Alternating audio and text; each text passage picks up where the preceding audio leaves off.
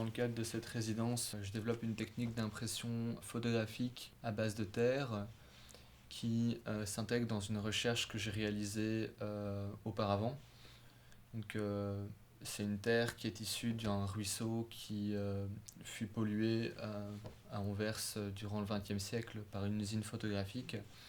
C'était l'usine Gewart à Anvers. Gewart déversait pendant plusieurs années des eaux usées dans le ruisseau.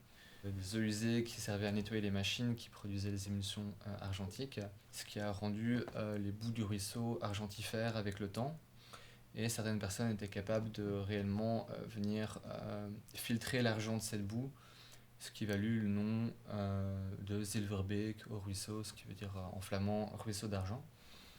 Donc il y a une sorte de fascination que j'ai pour cette histoire qui à la fois évoque une industrie un peu passée de l'industrie argentique et aussi une fascination plus de l'ordre de la fable, de la mythologie. Donc l'idée d'un ruisseau d'argent dans lequel on pourrait venir récupérer du métal précieux.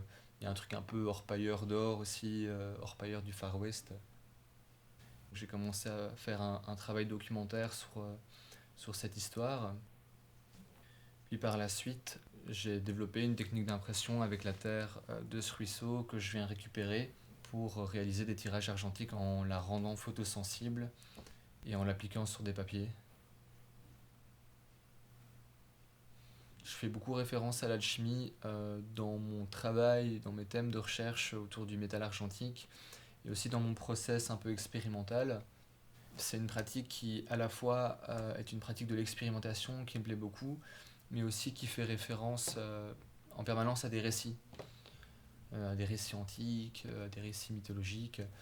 Et dans mon process de travail, je me rends compte que c'est une chose aussi qui est très présente, c'est finalement de ne pas juste tourner autour de l'expérimentation et de la matière pour ce qu'elle en est, mais de tenter de faire référence à des idées, en fait, de manière un peu plus générale, plutôt que de juste se référencer à la photographie et à son propre procédé.